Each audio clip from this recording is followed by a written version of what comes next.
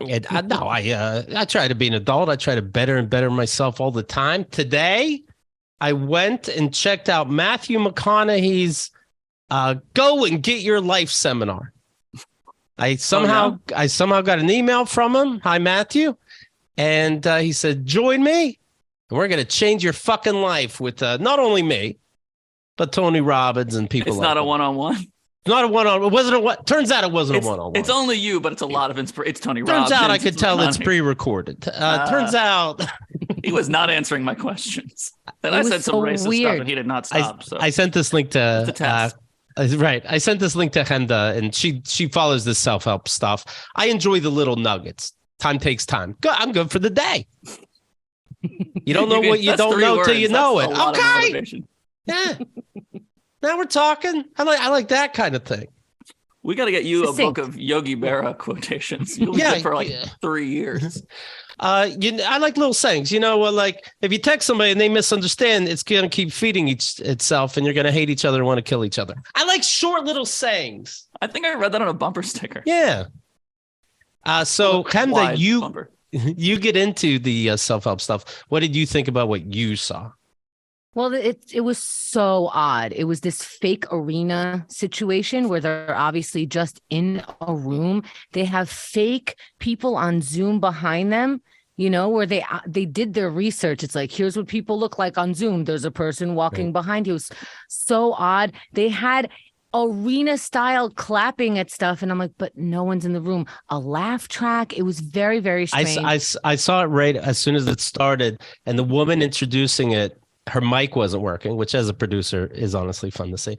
And, 400,000 people, Matthew McConaughey can't get a working mic. Sometimes it's tough. You don't think they did that for Zoom authenticity? I don't think so. They're trying to make you think it's real. So someone's like, can you see my screen? I'm trying to share my screen. That'd be great. That'd be great.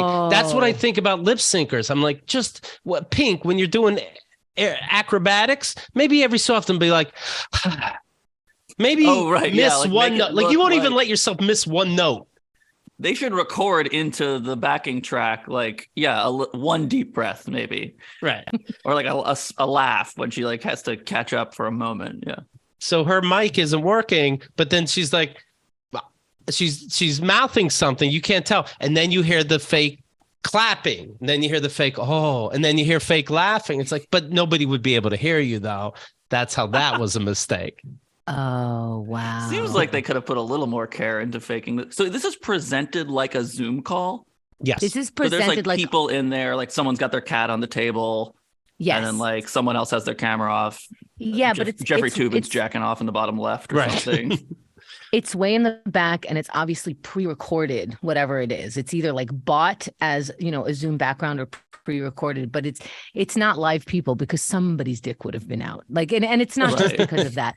It looked fake. It looked like, this is what people look like in the background. Casual. Is that you back? I'm watching this thing. It's very, very interesting to watch. And then I'm amazed I didn't get that audition of office. That's the kind of thing my agents would send me out for. They're like, it's an exciting project. You don't speak and you have to pretend you're not acting. We think you're a natural.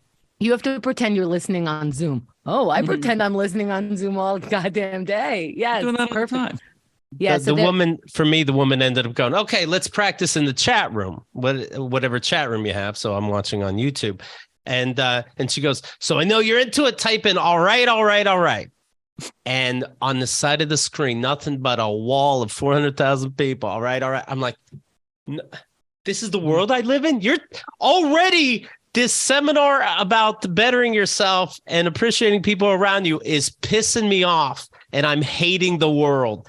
I went to Landmark. If I went to one of these kinds of things and they start asking everybody to shout, all right. I think I'm out. I think I'm over it. I also love that that's his character. That's his his dirtbag stoner character's slogan. Don't call him a stoner. He was. half a pedophile. Can I call someone half a pedophile? The fact that movie is called Dazed and Confused. Whoever wrote it is dazed and confused. It was not a stoner movie. I don't accept it as a stoner movie. I don't accept him as a stoner. I accept him as a loser who is targeting high school chicks no matter how old he gets. And he even says that line. And when he says, all right, it's all right. Where's the fucking pussy I could put my hand on? So why during a motivational speech are we quoting your worst character? That's right. That's what I'm saying. Like, it's not even like Matthew McConaughey's catchphrase. It is the like towny pedophiles catchphrase. Right. It's like, you know what I like about these seminars? Like, I stay the same age. If you guys are excited, type in high school girls always stay the same age. Yeah. Beautiful to see. All right, he's ready to come out. What a treat to be around Matthew McConaughey, they kept saying. We're going to have Ben Affleck come out and spank you with a wooden paddle at the end of this. So I show you graduated. They do that thing where they're obviously scamming. So they start it by like, and are you going to stay until the end? Promise Matthew, you're going to stay until the end. And they do it like we used to do kids parties. I did kids parties for 12, 13 years. Clowns, Pocahontas. Last time I was on the show. You name it. Right. Amazing. Were we still doing it then? Get the fuck out. Wow. I loved that job. But anyway, there were tricks. So she used one of the tricks. So she said, all right, now take your hands, hover them over the keyboard and keep them there because that's how you're going to interact with Matthew all day. Leave your fingers there. Yeah. And I used to go to get the kids' attention. They were all over the place. I needed their attention. I needed them to sit and I needed them to be quiet. I go, all right, everybody raise your hand, point your finger. Put it by your mouth and everyone say shh, and they just shushed themselves. And that's what you people did to yourself. You did a little kids party and somebody said, now blow on your fingers. That puts magic into them. And what you're going to do to give Matthew McConaughey your magic is you're going to put your magic fingers on the typing. Again, what a treat that we get to see him. What a treat. Yeah. And by the way, he'll be here in 2 seconds. First, I just want to tell you how hard it is to put this on. So if you think it's hard and if you appreciate it, write I appreciate it in the chat. Give us your magic. And then it's like, okay, first, I did say 2 seconds, but now that 2 seconds have passed, more like 20 minutes. Here's this other guy. Oh, Matthew McConaughey's about to come out, but I just need 2 seconds to let you know how excited I am. Are you guys excited? Right, I'm excited in the chat. If you're excited about Tony Robbins, type in, we got a couple lawbreakers here tonight. Type it in. Oh, beautiful. I also love, like, that's a thing that they do when they're like, that's a promise of a celebrity guest and they only paid for 8 minutes of the celebrity's time. Right. This isn't even live. This is a picture of Matthew McConaughey. It's absolutely not live. You could do like an old Conan bit and just make a picture of his mouth move, you know? Yeah, I popped in a couple times, the last one being an hour 30 in. Oh my God. And you can tell he's doing the thing where like later on we'll get to that. But first, you ever notice there was a study out there that 80% of people don't trust their own neighbors. Well, ain't that gross? All right. Anyway, we'll get to a saying soon, but people don't have enough trust. And I'm like, your background isn't real. You're not in a mansion by the beach. And I'm not saying you can't afford it. I don't count anybody's money. I'm just saying your background's not real. This was pre-recorded. You're acting like it's live. Yes, I have trust issues, Matthew McConaughey. Yeah, the real problem is inauthenticity. Yes. He's also doing the thing where he names absolutely every trouble that anybody in the world could have generically so that you identify with at least one of it. Life has been pretty tough, right? Uncertainty, COVID uncertainty. That's the word of the day. I believe that was added as like the word of the year that year. Right. So you're probably feeling uncertain. You're probably feeling like, why isn't life going my way? Why aren't I getting? And he's just listing all the things that you could have pondered today because your life is not perfect because it never will be. And so you're like, whoa, Matthew's going to tell me the secret. What's the fucking secret, Matthew? McCon. Well, you know what? Even before I saw this email, I'm like, it's free. Okay, fine. I'll sign up. By the way, turns out I didn't have to sign up at all. You just go to a link. Yeah, I signed up, never got a link. And I was like, I don't know what it is. Xerxes went to the website and it started playing. Like, it's not for Jews. So I get there. Was that in the email? Yeah, it was understood. He goes, I'll tell you Gentiles a quick secret. No problems, right? It's things I can't, even though I'm an atheist. All right.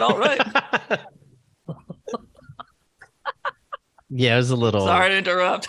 So all my email, right? All my all the emails I started getting leading up was about why you should buy the be in the actual Zoom room instead of and that instead of YouTube, and that costs money. Like all these different things you'll hear behind the scenes things. We're going to tell you how to change your life. Don't worry, it's going to be fixed. But if you want a little extra bonus, and we're going to send a starving kid a meal, how about that?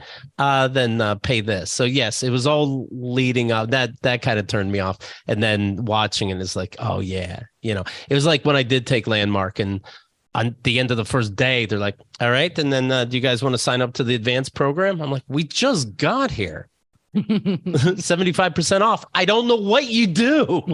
Yeah, it's like an always be closing mentality with these people, right? There's like always another tier. There's always another like, oh, well, if you're like really want to fix your life like an accelerated rate, well then it's going to cost a little more, but we will cleanse you of your thetans or whatever. This happened to me with waxing one time. The last time I went waxing was this like new, the entire place is waxing. You used to have to go to a nail place or someone's basement. I swear to God, like my first waxing lady, I was 12. Thank you. I'm Middle Eastern. And it was like this woman's basement, right? And she'd like heated up sugar or some shit. Anyway, there's new waxing. It doesn't hurt, blah, blah, blah. I go to the salon and I'm like, all right, let me try this new thing. And they go, okay, this is before your first visit, right? I'm like, yeah. And they're like, okay, if you want to buy 10, you can have this at half price. I'm like, but before you pull hair out of my roots, I'm going to buy 10 of them. That already sounds shady. Why wouldn't you let me try this at least and go, I need 10 of this. Right. And so, it was so weird. I did not. And scam aside, it's definitely sending the message of like, yeah, this isn't going to work that well. You're going to need to try 9 more times. You're going to need to cook 8 more ducks before you get this right. Yeah, right. It's more, she's telling the story wrong. It was like, hoofbod, you want 10 now? You didn't have to come back 9 more times.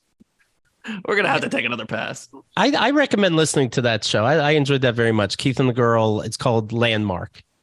And it talked about the whole experience. But yeah, I love the idea of self-help, but I don't need a fucking trick. And by the way, his book, Greenlights, Kaya was into it, and I got her that. This is not a book. This is McConaughey? Matthew McConaughey has a book called Greenlights, and you're supposed to see the green lights in your life. And then, by the way, in this meeting, he goes, so people ask me, hey, how do I know the difference between a green light and a red light? It's like, motherfucker, that better have been in your book. But anyway, I just scrolled through the book and just those big boxes of half a quote that means nothing, taking up space. I'm like, these aren't the rules for a book. Right, like a size 14 font, and then it's 20 within the boxes, and there's an inch of white space on either side. Yes. And the paper is, you realize it's thicker than you realized it was when you bought it initially. You're it's like, picture paper to take up space. It doesn't, it's okay, I guess, if you want to put it on your, a table cover, so but yeah, come wider. On. I've recently, I forget what the name of the book is, but I recently read a book where I'm like, is this a side note in the middle of a thought? And just because it's a different font, I'm supposed to not put these things together? Can you write that at the end of the chapter or something? Why does it have to be in the middle of a thought? And it's like, oh, here's a separate thought. And it's not even in parentheses. It's just a different font, maybe a little more squiggly, because it's like, this is a fun thought. The rest of it is a serious thought. Yeah, and they did no rewrites. So they weren't like, let's go back and find a way to incorporate that thought into the chapter that has a similar theme. Like, just slam it in a different font and like make it a factoid. People read my book and they keep asking me questions like, what? And huh? Yeah, but buy the new edition with more little framed things in it. What am I supposed to do with a rooster again on a Tuesday o'clock? What? I don't know what you're saying. People ask me questions like, can you explain the central premise to this? And how come I don't understand anything having read your book? Right. Did I have to read it high? What strain were you on? Because what the fuck are you talking? You're not finishing thoughts. People keep asking questions like, who actually wrote this book? What is your belief system? Yeah, do you have a coherent belief system? People are asking me if they read the book to me, would I recognize it? I'll tell you in 5 seconds. KeithAndTheGirl.com